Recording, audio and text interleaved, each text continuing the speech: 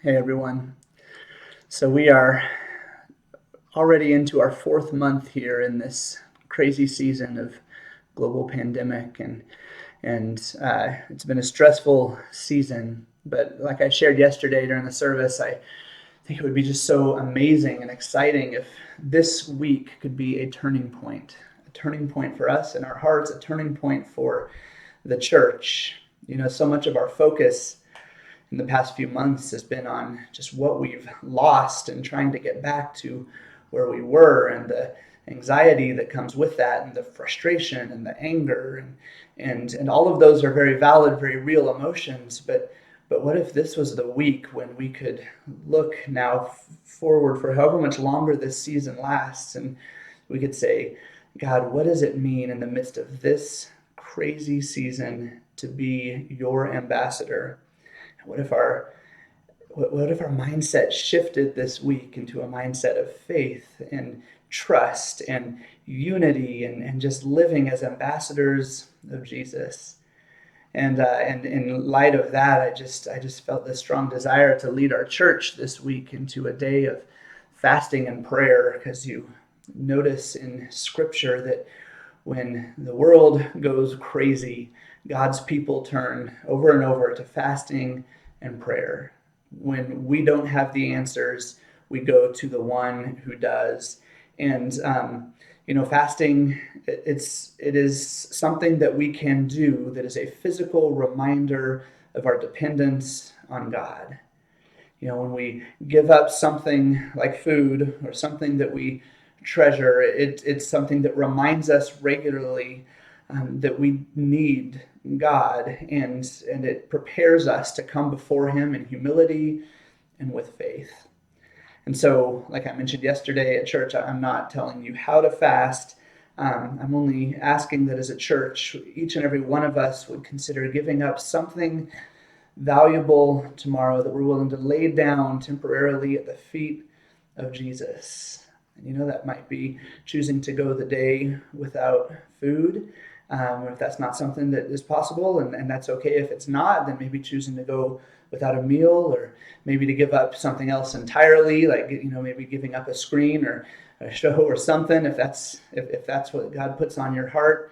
Maybe giving up something like coffee. I know some of you are like, all right, Gabe, you've gone too far, but you get the idea.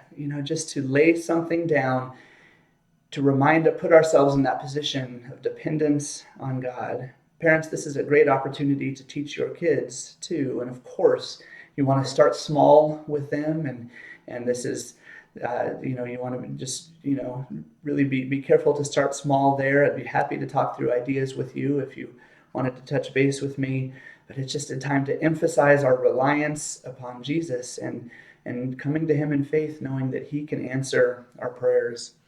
So the way we're going to do this tomorrow, and you can look for an email as well that I'll be sending out, but we're going to be praying all throughout the day, and this can be praying on our own.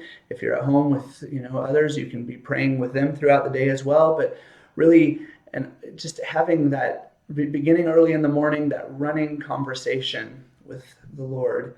If you're working tomorrow, like many of us are, then it's okay. It's a conversation with God that we can keep coming back to throughout the day.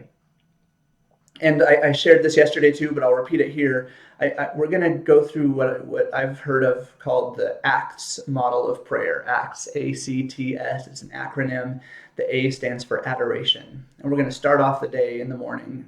First thing in our dialogue with God in the morning will just be acknowledging Him, adoring Him, praising Him, recognizing who He is and the throne upon which He sits.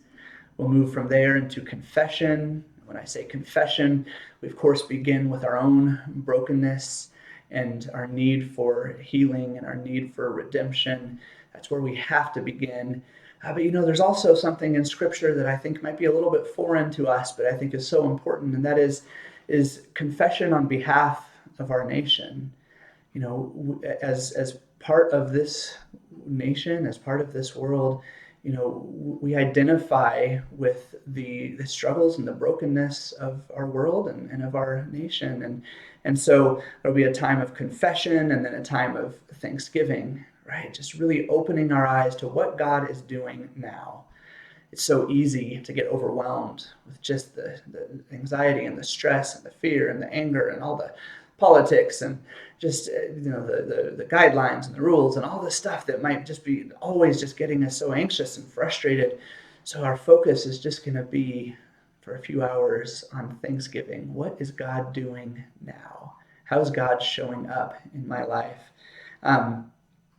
And then tomorrow evening, we're going to come together as a church family, and we'll do that at 7 o'clock.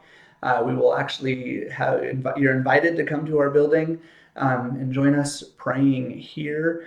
But you're also invited to join us from home. We'll be live streaming it, and God hears our prayers wherever we are. That's the beauty of technology.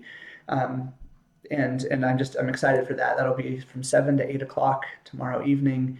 And just really just that corporate coming together, lifting up the very real needs after spending a day preparing our hearts, coming and lifting up the needs of our world, which are very big, very numerous, and very real. So I'm excited. I'm really eagerly anticipating what God's going to do. We can't have expectations for what God's going to do, but we can anticipate that He is ready to meet us. And He's always faithful when we seek Him. He's always faithful to draw near to us, to speak to us, to encourage, to challenge, to point and guide and lead. And that's what we need so desperately. So I'm excited about it. I'll have a few videos throughout the day tomorrow, just to kind of keep us on track as we walk through this day of prayer. And I'm excited to go through this as a church family together. All right. Love you all. We'll talk soon.